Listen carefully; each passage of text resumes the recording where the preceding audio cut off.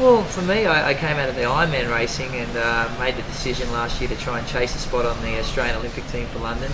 A lot of people laughed and called it my midlife crisis, but I thought, why not? So, you know, the team will be picked in March and April, and this is really the lead up, the kick off to that progression towards the Olympic trials.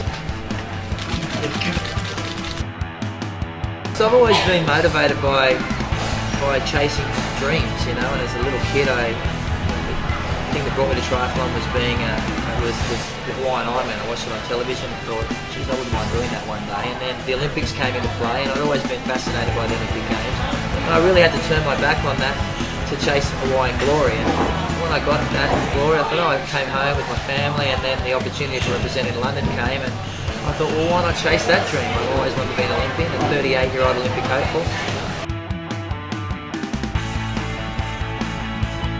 This stuff is high intensity, high octane racing, as quick as you can possibly go for 2 hours, and it's about getting the little things right. You have no margin of error. You need to be fast in the swim, fast through transition between swim and bike, and fast in the run. Ironman racing is about monitoring your energy levels, pushing yourself to a point where you know you can handle for 8 hours. This is about keeping up or not keeping up, and in training it involves a lot of high intensity work, a lot more time on the massage table now that I'm a little older. It's a completely different sport. You know, I'm racing kids half my age that love to retire guys like me, and I'm enjoying the whole process.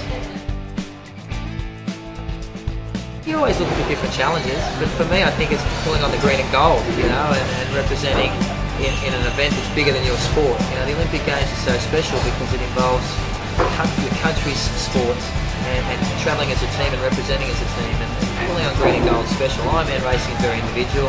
You know, you win world titles, and it's all about you. And I wanted to show my kids that Dad was good at what he did, but representing Australia, this is the lucky country. It's the best country on earth. We've travelled the world, and I'm back here, and I'd love to represent the biggest sporting arena in the world.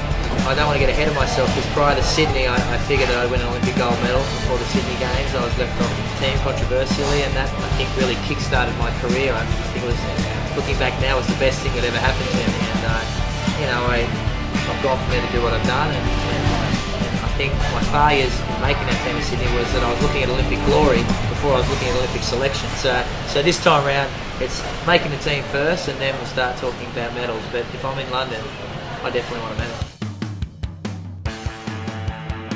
My tips is be true to yourself and chase your dreams. Don't think it can't be done, because you know, you got to be true to yourself first. If you really want it, you really believe it's what you want, then go for it. That means leaving Australia. That means leaving your friends and travelling over to Europe or to the States to do it. And do it with vigour. Do it properly. And, you know, the lifestyle's great, but there's nothing like winning races.